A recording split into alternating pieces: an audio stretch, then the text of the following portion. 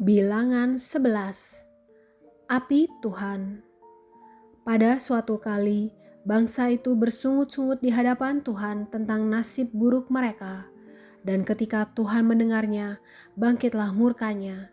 Kemudian menyalalah api Tuhan di antara mereka dan merajalela di tepi tempat perkemahan. Lalu berteriaklah bangsa itu kepada Musa, dan Musa berdoa kepada Tuhan. Maka padamlah api itu. Sebab itu orang menamai tempat itu Tabera, karena telah menyala api Tuhan di antara mereka. Tuhan berjanji memberi daging. Orang-orang bajingan yang ada di antara mereka kemasukan nafsu rakus, dan orang Israel pun menangislah pula serta berkata, "Siapakah yang akan memberi kita makan daging?" Kita teringat kepada ikan yang kita makan di Mesir dengan tidak bayar apa-apa, kepada mentimun dan semangka, bawang prei, bawang merah, dan bawang putih. Tetapi sekarang kita kurus kering, tidak ada sesuatu apapun, kecuali mana ini saja yang kita lihat. Adapun mana itu seperti ketumbar, dan kelihatannya seperti damar bedola. Bangsa itu berlari kian kemari untuk memungutnya, lalu menggilingnya dengan batu kilangan atau menumbuknya dalam lumpang. Mereka memasaknya dalam periuk dan membuatnya menjadi roti bundar. Rasanya seperti rasa panganan yang digoreng. Dan apabila embun turun di tempat perkemahan pada waktu malam, maka turunlah juga mana di situ. Ketika Musa mendengar bangsa itu, yaitu orang-orang dari setiap kaum, menangis di depan pintu kemahnya, bangkitlah murka Tuhan dengan sangat, dan hal itu dipandang jahat oleh Musa. Lalu berkatalah Musa kepada Tuhan, "Mengapa kau perlakukan hamba-Mu ini dengan buruk, dan mengapa aku tidak mendapat kasih karunia di mata-Mu, sehingga Engkau membebankan kepadaku tanggung jawab atas seluruh bangsa ini? Akukah yang mengandung seluruh bangsa ini, atau akukah yang melahirkannya, sehingga Engkau berkata kepadaku, pangkulah dia seperti pak pengasuh memangku anak yang menyusu, berjalan ke tanah yang Kau janjikan dengan bersumpah kepada nenek moyangnya? Dari manakah aku mengambil daging untuk diberikan kepada seluruh bangsa ini? Sebab mereka menangis kepadaku dengan berkata, berilah kami daging untuk dimakan. Aku seorang diri tidak dapat memikul tanggung jawab atas seluruh bangsa ini, sebab terlalu berat bagiku. Jika Engkau berlaku demikian kepadaku, sebaiknya Engkau membunuh aku saja. Jika aku mendapat kasih karunia di mata-Mu, supaya aku tidak harus melihat celakaku." Lalu berfirmanlah Tuhan kepada Musa, "Kumpulkanlah di hadapanku dari antara para tua-tua Israel 70 orang, yang kau ketahui menjadi tua-tua bangsa dan pengatur pasukannya. Kemudian bawalah mereka ke kemah pertemuan, supaya mereka berdiri di sana bersama-sama dengan engkau. Maka aku akan turun dan berbicara dengan engkau di sana. Lalu sebagian dari roh yang hinggap padamu itu akan kuambil dan kutaruh atas mereka. Maka mereka bersama-sama dengan engkau akan memikul tanggung jawab atas bangsa itu. Jadi tidak usah lagi engkau seorang diri memikulnya. Tetapi kepada bangsa itu haruslah kau katakan, kuduskanlah dirimu untuk besok, maka kamu akan makan daging, sebab kamu telah menangis di hadapan Tuhan dengan berkata, siapakah yang akan memberi kami makan daging? Begitu baik keadaan kita di Mesir bukan? Tuhan akan memberi kamu daging untuk dimakan. Bukan hanya 1 hari kamu akan memakannya, bukan 2 hari, bukan 5 hari, bukan 10 hari, bukan 20 hari, tetapi genap sebulan lamanya, sampai keluar dari dalam hidungmu dan sampai kamu muak. Karena kamu telah menolak Tuhan yang ada di tengah-tengah kamu dan menangis di hadapannya dengan berkata, untuk apakah kita keluar dari Mesir? Tetapi kata Musa, bangsa yang ada bersama aku ini berjumlah 600.000 orang berjalan kaki. Namun Engkau berfirman, daging akan kuberikan kepada mereka, dan genap sebulan lamanya mereka akan memakannya. Dapatkah sekian banyak kambing domba dan lembu sapi disembelih bagi mereka, sehingga mereka mendapat cukup? Atau dapatkah ditangkap segala ikan di laut bagi mereka, sehingga mereka mendapat cukup? Tetapi Tuhan menjawab Musa, masakan kuasa Tuhan akan kurang untuk melakukan itu? Sekarang engkau akan melihat apakah firman-Ku terjadi kepadamu atau tidak. Ke-70 orang tua-tua. Setelah Musa datang keluar, disampaikannya firman Tuhan itu kepada bangsa itu. Ia mengumpulkan 70 orang dari para tua-tua bangsa itu dan menyuruh mereka berdiri di sekeliling kemah. Lalu turunlah Tuhan dalam awan dan berbicara kepada Musa. Kemudian diambilnya sebagian dari roh yang hinggap padanya dan ditaruhnya atas ke-70 tua-tua itu. Ketika roh itu hinggap pada mereka, kepenuhanlah mereka seperti nabi, tetapi sesudah itu tidak lagi. Masih ada 2 orang tinggal di tempat perkemahan, yang seorang bernama Eldad, yang lain bernama Medad. Ketika roh itu hinggap pada mereka, mereka itu termasuk orang-orang yang dicatat, tetapi tidak turut pergi ke kemah. Maka kepenuhanlah mereka seperti nabi di tempat perkemahan. Lalu beralihlah seorang muda memberitahukan kepada Musa, Eldad dan Medad kepenuhan seperti nabi di tempat perkemahan. Maka menjawablah Yosua bin Nun yang sejak mudanya menjadi abdi Musa, Tuanku Musa, cegahlah mereka. Tetapi Musa berkata kepadanya, apakah engkau begitu giat mendukung diriku? Kalau seluruh umat Tuhan menjadi nabi, oleh karena Tuhan memberi rohnya hinggap kepada mereka. Kemudian kembalilah Musa ke tempat perkemahan, dia dan para tua-tua Israel. Burung puyuh.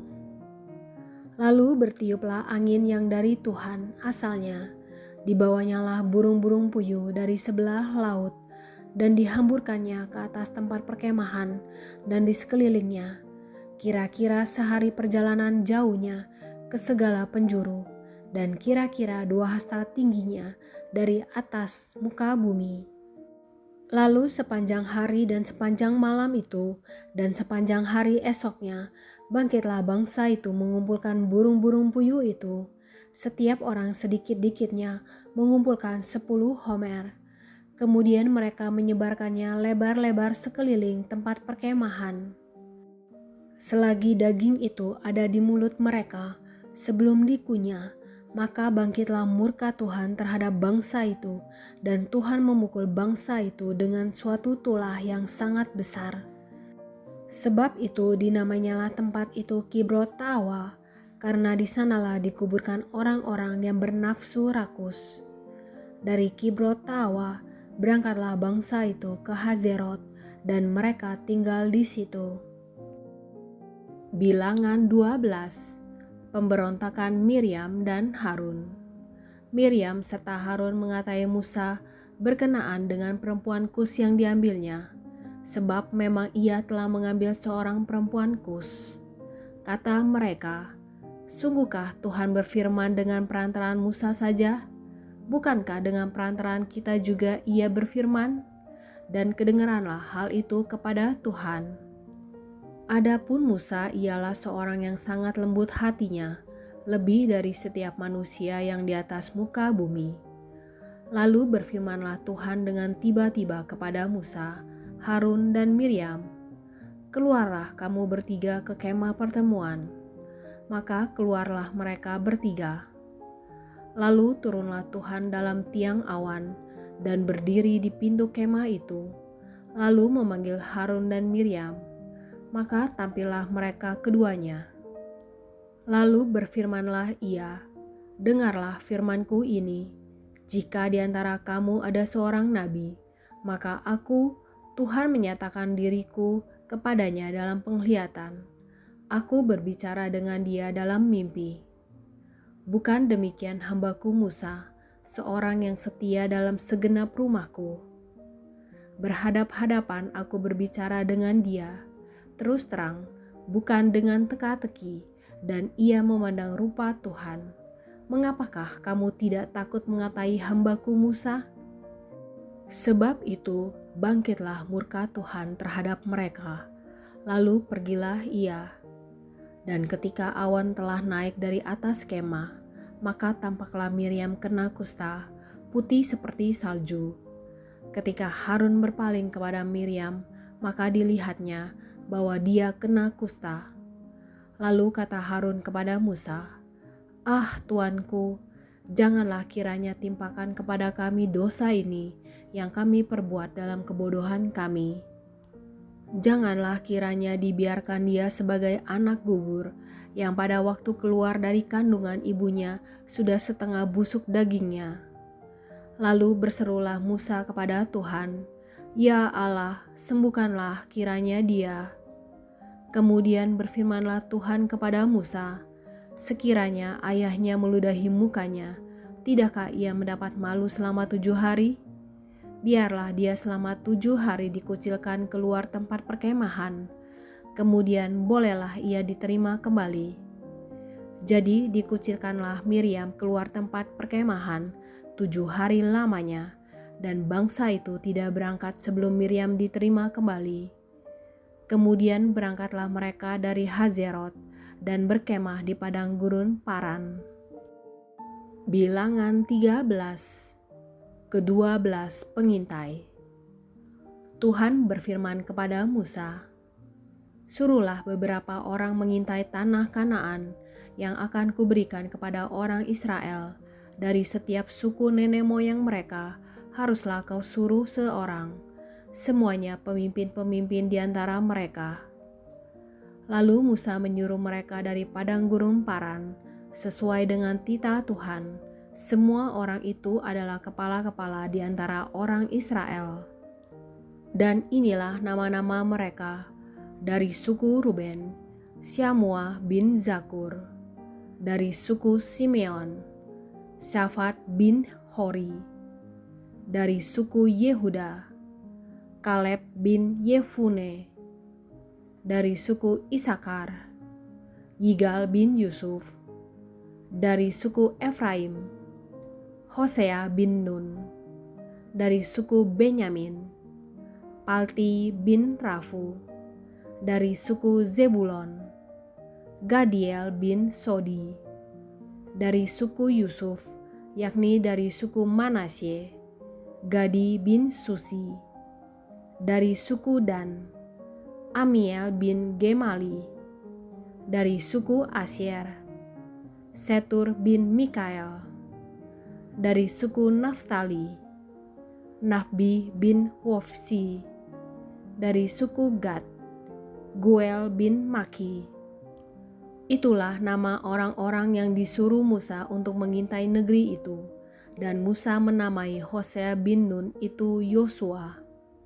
Maka Musa menyuruh mereka untuk mengintai tanah Kanaan. Katanya kepada mereka, "Pergilah dari sini ke tanah Negeb, dan naiklah ke pegunungan, dan amatilah bagaimana keadaan negeri itu. Apakah bangsa yang mendiaminya kuat atau lemah? Apakah mereka sedikit atau banyak? Dan bagaimana negeri yang didiaminya? Apakah baik atau buruk? Bagaimana kota-kota yang didiaminya? Apakah mereka diam di tempat-tempat yang terbuka atau di tempat-tempat yang berkubu? Dan bagaimana tanah itu? Apakah gemuk atau kurus? Apakah ada di sana pohon-pohonan atau tidak? Tabahkanlah hatimu dan bawalah sedikit dari hasil negeri itu." Waktu itu ialah musim hulu hasil anggur. Mereka pergi ke sana lalu mengintai negeri itu, mulai dari padang gurun Zin sampai ke Rehob, ke jalan yang menuju ke Hamat. Mereka berjalan melalui tanah Negeb, lalu sampai ke Hebron. Di sana ada Ahiman, Sesai, dan Tamai, keturunan Enak. Hebron didirikan 7 tahun lebih dahulu dari Soan di Mesir. Ketika mereka sampai ke lembah Eskol, dipotong merekalah di sana suatu cabang dengan setandan buah anggurnya. Lalu berdualah mereka menggandarnya. Juga mereka membawa beberapa buah delima dan buah ara. Tempat itu dinamai orang lembah Eskol, karena tandan buah anggur yang dipotong orang Israel di sana. Sesudah lewat 40 hari, pulanglah mereka dari pengintaian negeri itu, dan langsung datang kepada Musa, Harun, dan segenap umat Israel di Kades, di padang gurun Paran. Mereka membawa pulang kabar kepada keduanya, dan kepada segenap umat itu, dan memperlihatkan kepada sekaliannya hasil negeri itu. Mereka menceritakan kepadanya, "Kami sudah masuk ke negeri kemana kau suruh kami, dan memang negeri itu berlimpah-limpah susu dan madunya, dan inilah hasilnya. Hanya bangsa yang diam di negeri itu kuat-kuat, dan kota-kotanya berkubu dan sangat besar. Juga keturunan Enak telah kami lihat di sana. Orang Amalek diam di tanah Negeb, orang Het, orang Yebus, dan orang Amori diam di pegunungan. Orang Kanaan diam sepanjang laut dan sepanjang tepi sungai Yordan." Kemudian Kaleb mencoba menenteramkan hati bangsa itu di hadapan Musa. Katanya, "Tidak, kita akan maju dan menduduki negeri itu, sebab kita pasti akan mengalahkannya." Tetapi orang-orang yang pergi ke sana bersama-sama dengan dia berkata, "Kita tidak dapat maju menyerang bangsa itu, karena mereka lebih kuat daripada kita." Juga mereka menyampaikan kepada orang Israel kabar busuk tentang negeri yang diintai mereka dengan berkata, "Negeri yang telah kami lalui untuk diintai adalah suatu negeri yang memakan penduduknya, dan semua orang yang kami lihat di sana adalah orang-orang yang tinggi-tinggi perawakannya. Juga kami lihat di sana orang-orang raksasa, orang Enak yang berasal dari orang-orang raksasa, dan kami lihat diri kami seperti belalang, dan demikian juga mereka terhadap kami."